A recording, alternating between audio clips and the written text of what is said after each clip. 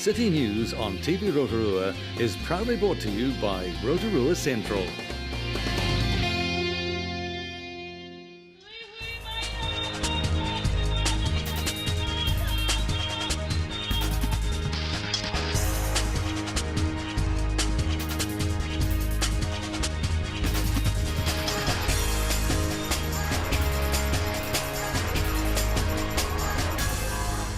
Good evening, Rotorua. Tonight on City News. From Monday, inner city free parking time periods will be reduced. The Sulphur Lakes Sculpture Symposium continues this weekend, and Santa is in town tomorrow for the annual Rotorua Christmas Parade. As of Monday, an adjustment to the inner city's free parking trial will see changes to time limits. The current 2-hour time limits will be reduced to 1 hour into Tanakai Street and 90 minutes inside streets. A report considered by the Council in October showed that the average time spent by vehicles in the free parking spaces was under 60 minutes. Councillor Karen Hunt says that both retailers and the Inner City Focus Group believe that the shorter parking limits will increase parking space turnover and therefore make more parking available. The 18-month inner city free parking trial is scheduled for a full review by the end of June next year. The 2014 Sulphur Lakes Sculpture Symposium continues this weekend at the Rotorua Arts Village Green in Government Gardens. 17 local and national sculptors will work in stone, wood or stainless steel, including a guest artist travelling from Russia to take part. These artists will come to it and bring their own flair and creativity. So I'm expecting quite a wide variety: contemporary, traditional, representational, figurative works, 17 of them. And for those of you in town who love the Christmas spirit, tomorrow is the annual Rotorua Christmas Parade. Businesses, community groups and childcare centres have decorated Christmas-themed floats and will parade through the CBD with Santa joining in on the celebration. A number of childhood or early learning centres, and we've also got roller derby, rodeo, wow. We got a motorcycle club, so there'll be a lot of roar and rumble together with that Christmas spirit. The parade starts in Rangiuru Street and will flow down to Tanakai and along Pukewatua, Amohia and Erewera streets towards Fenton Street before finishing at the Village Green. This year the festivities will continue after the parade, with food stalls, activities and entertainment for the whole family taking place at the Village Green. The parade starts at 12 p.m. and road closures will be in place. Stay tuned for the full interview with Alexis Lagore coming up later in the program. In sport tonight, touch teams from throughout New Zealand and Australia will gather in town this weekend for the annual National Māori Touch Tournament. Tainui has hosted the tournament for the past 16 years, but for the first time the tournament will be held in Rotorua at Purenga Park after Te Arawa won the bid to host this year's event. 60 teams and over 1,000 players representing iwi, hapu, waka, marae and takiwa are scheduled to compete over the 2 days. The official opening starts at 9:15 a.m. with the first game kicking off at 10 a.m. To your weather now. Mainly fine overnight with westerlies and a low of 10. And we have a full forecast of the weekend's weather coming up after City News, thanks to Met Service. For program listings or to watch City News again, you can visit our website, tvrotorua.co.nz, and don't forget to check out our TV Rotorua Facebook page. Coming up on City News, we find out about a new initiative at the Redwoods, we look into the world of a mural artist, and we have the full interview with Alexis Lagore to find out about tomorrow's Christmas parade.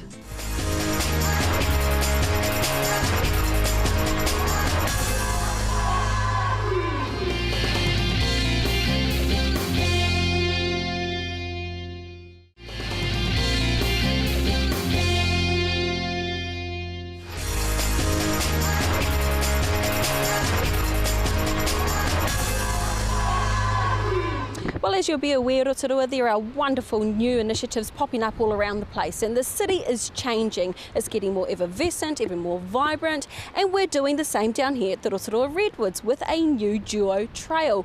With me today will be a familiar face. She's been down here at the Redwoods for a number of years, but she now has a new lead in council. Julianne Wilkinson, thank you so much for talking with us today. You're welcome, Mel. Let's talk about your new role. What is that? So with all of the changes that have been happening at council, we've got a new department called the Sport and Recreation Department, and that's in view of a new sport and recreation portfolio. So it's very exciting. There's two parts to the Sport and Recreation Department. There's the operations, which includes the aquatic centre and also includes our operations team. So they're the people that look after our assets. Then we have the area that I work in. There's a team of 5 of us. It's called Community Engagement and Events, and essentially we're looking after the people that use our open spaces and reserves. Nice. And like this? Like this, yes, absolutely. like the Redwoods. Yeah. So a new duo trail, why? Why? Let's talk about it. Why are we having a new trail? Okay, so as you know, I was based down here at the Redwoods for a while. I have moved up to the main council building now, but that doesn't mean I don't look after the Redwoods anymore. And while I was here, we identified 3 things basically. So one was that I knew that there were people wanting to access the mountain bike trails that were living in the Linmore Olfota area that were riding through the Redwoods, which is supposed to be a walk-only area. Okay, so we knew they were wanting to get through. We also knew that at busy times like the summer, there's a number of users on Long Mile Road, including really big buses and families with young children on their bikes, which is not a good combination.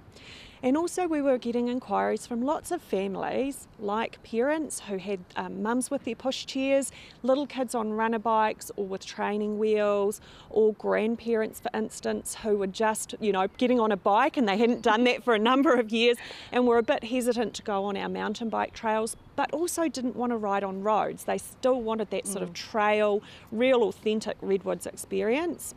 So we went to the landowners and said, look, we think this would be a really good idea. And that's a trail for mountain bikers and walkers within the Redwoods. It's lovely, flat, easy gradient area, and we could offer that as an experience to people that we weren't catering for at the moment.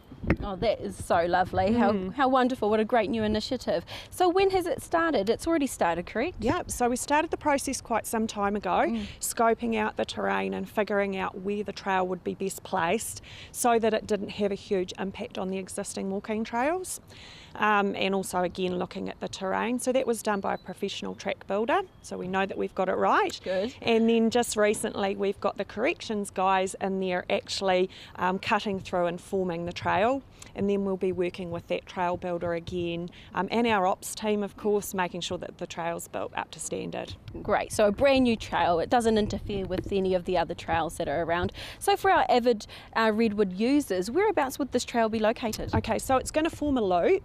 The idea of the loop is that you can start it at the end of Long Mile Road, or you can also start it at the Waitawa link, which is just a bit further up Tarawera Road, so perfect for those Linmore residents.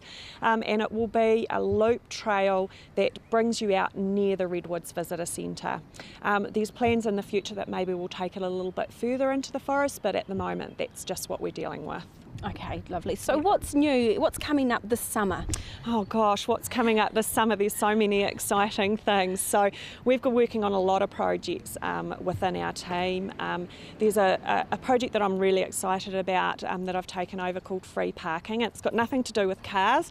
What it's about is it's about creating opportunities for our youth to use our youth spaces in our parks. So we've got a new one at Karinga Park that's just opened, and it's working with the community, so creating a community-led approach to find out what they want to do and to create opportunities for those youth to use those spaces. So that's really cool. But there's some fantastic events over summer. You've got the 2W in December here in the forest. You've also got the Half Ironman, which is a sort of an annual event in December as well. Oh goodness, there's Weet-Bix Triathlon in a couple of weeks. So there's loads of exciting things happening around town. So for those in our community that may have some ideas, where can they go? Okay, so you can either ring up the main council number, which is 348 4199, or you can email community.events@rdc.govt.nz. And you've got an opportunity to have your say about the sport and recreation strategy at the moment, which is really important. So visit the council website and follow the prompts from there for the strategies, or you can go into the Ideas Shop, which is on Tutanekai Street, and it's a great chance for you to say what you would like our open spaces and what you would like to do in terms of sport and recreation in the next few years through to 2030. Well, thank you so much. There you have it, Rotorua. It's not just about these individuals making the ideas for our city, it's about you too. So get down and get your ideas and become involved. Thank you.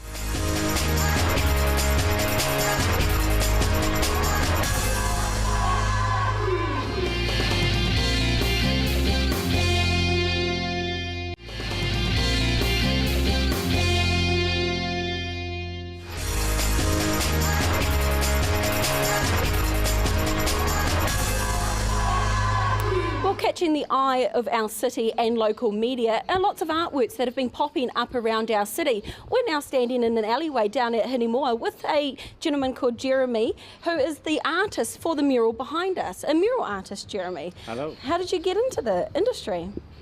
Well, I just love painting, always loved paint, and it was always my strength, so I decided to make it my job. So you took a passion and made it into something that you can get paid for. A reality, yeah. Yeah, that's really. So what works have you done up until this point? I've done lots of work throughout Hamilton, and I'm just starting to do a little bit of work in Auckland. But I've been painting for probably 20 years. I do fine art and big scale, all sorts. That's right. So you're not from Rotorua, are you? But you are travelling to come and help us out in our city. That's right. I was lucky enough to be selected for this commission, and I live in Hamilton with my wife and two boys. My parents live at Okere Falls, and I have an auntie at Owhata, but so pretty stoked to be down here. So you are connected to our city? Definitely, yeah. My father's family lived here always, yeah. So tell us about the mural behind us here. How did you get involved? I received an e-bulletin, the big idea, and Rotorua Council were asking for submissions of interest for this wall, and I was selected, so pretty happy. Okay, and so what is it that we're looking at? What does it mean? What style of art is it?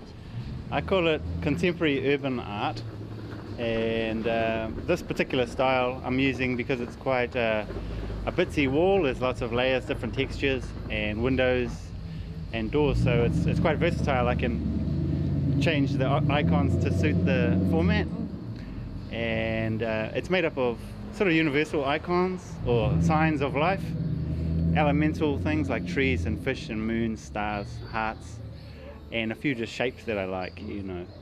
So it's up to you to interpret and intuit what's going on.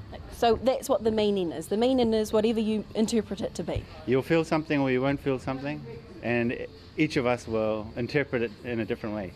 So why alleyways? Why bus stops? Why are we painting these areas? Well, we've created, there's quite a few unattractive urban areas, and it's a beautiful canvas for me. And I sort of provide a service, or I love to renovate, you know, these areas because it can bring a whole new energy especially into the CBD. So it's like graffiti, but it's just one. It's got that same energy, but. Would you say that it helps to prevent graffiti? Yeah, I think that a lot of the taggers, they tend to have respect an artwork, especially if it's done using aerosol, because that's their weapon, their tool. So yeah, they tend to leave it alone by default, yeah. And so do any of them eventually come on board, or are they a part of any programs that help them to create art pieces like this? Sure, yeah. There's some, I know there's some excellent people in Rotorua as well as Hamilton, everywhere, running workshops and working with youth. And yourself in particular? Yeah. I work with community groups. I've been out at Huntley West and Melville and Hamilton, all different suburbs. So they're really popular. There's a lot of need for that. But I'm also enjoying painting big pictures for myself. I'm quite ambitious. So is it just all big pictures, or do you do little artworks as well? Yeah, I do portraits and all sorts, small canvas. But I do like the physicality of a big wall. And so what's coming up for you? What's on the cards? Monday coming, I'm going up to Auckland. There's a relaunch of Silo Park, so I'm painting a big wall there. That'll probably be a week, so that's exciting. I've got to work at the Hamilton Zoo, at the chimp house, because where they are is a bit like a prison, and so it needs to be turned into a jungle. So Jeremy, is it hard to find the inspiration for the artworks you get involved in? No, for me it's more of there's so many, but I have to pick one idea, so and each brief has its ultimate solution, and the right solution for the location, for the shape of the wall and the surroundings, and for the people of that area. So I don't have a problem with finding ideas, it's just narrowing it down to the right one and doing it the right way. And how does that process work? Are you just constantly thinking all the time? I'm sketching all the time, and I do have trouble sleeping at times. But no problem with inspiration. Every time I wake up and pull the curtains, it's another day, and I'm just very happy to be doing what I'm doing. So what does inspire you then? Is it life itself? Yeah, oh definitely. Yeah, the diversity of life, and the people and the environment, problems. Yeah. But I feel like I'm contributing, so I'm pretty happy. Yeah. And so that translates through your work? I think so, yeah. Well, thank you so much, Jeremy, for coming to our city and helping to beautify it. Yeah. And we wish you all the best. Thank you for your time. Thank you, Mel.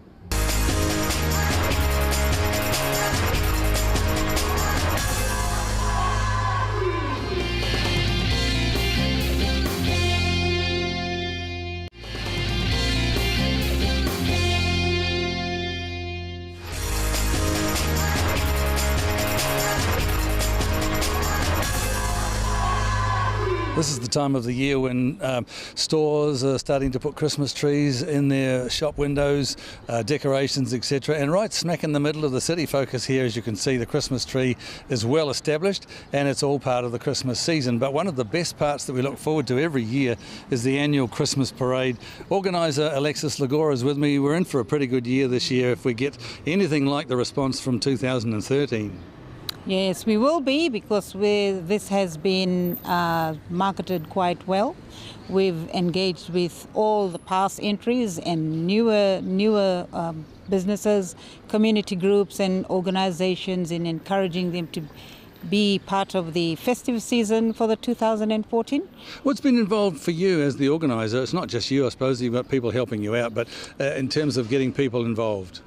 It's myself and the trustees, so it's a really good team. Everybody's got their strengths, but we're sort of putting our feelers out there further, and doing something a little bit different this year, where every float has to have that Christmas theme. It makes sense, doesn't it, really? It does. And having more activity down at the Village Green. I want to get into that shortly too, but I think it's also an involvement. I mean, last year a lot of community groups got involved, and I think a play centre won the first prize last year, and it is a competition, isn't it? It is a competition, and this year everyone's got to look out for that float. It's one of the learning centres, the early childhood centres. Their theme is Frozen. It's a hard act to follow, isn't it? It is, and they're all excited. So we've got a number of childhood or early learning centres, and we've also got roller derby, rodeo. Wow. We got a motorcycle club, so there'll be a lot of roar and rumble together with that Christmas spirit. And now, it goes right through the CBD. We haven't got time, obviously, to do an itinerary, but pretty well anywhere. And I know we filmed it last year down on Rotorua Street, so it'll be the same route as last year? It's the same route. It hasn't changed. Yes. Now, I gather the old fellow with the beard and the red suit, he's going to turn up, apparently? He will turn up, but you won't see him until you see that Santa float move. He'll just appear. Now, also, one of the things about organising it is you've got to get the safety side. The police will be out and about, and you've got people looking after the streets as such. That's a big job. That's the main concern for the trust. So we've got all the logistics and all the bases covered. We've got the police, we've got the emergency services, we've got the first aid all arranged. We've got the buses organised so that no one is, the traffic is not coming into the CBD in the hour of the parade or the hour and a half of the parade. So we're sort of ticking all the boxes and crossing all the T's and dotting all the I's this year.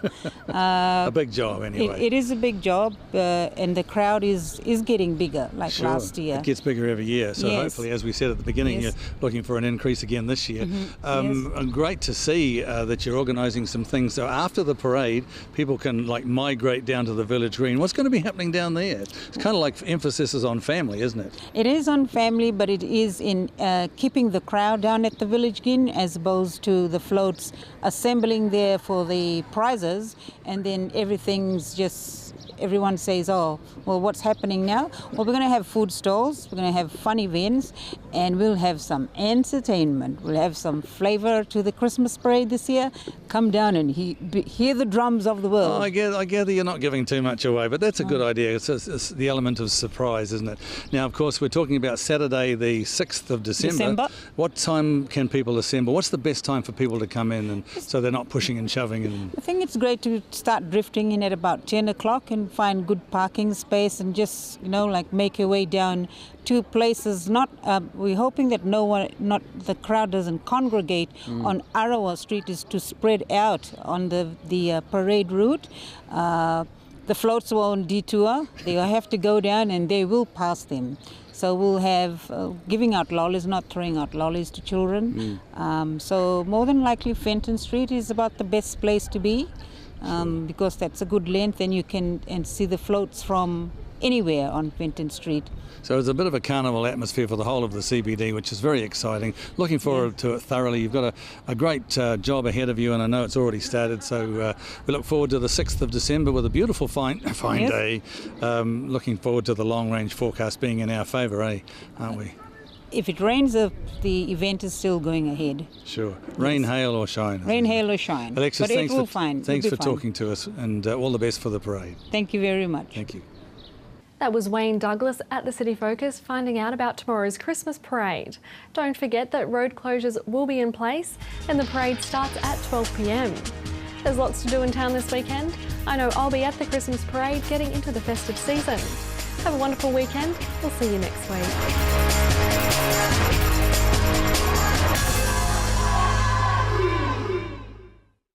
Supporting local content so you can see more of New Zealand on air. City News on TV Rotorua was proudly brought to you by Rotorua Central.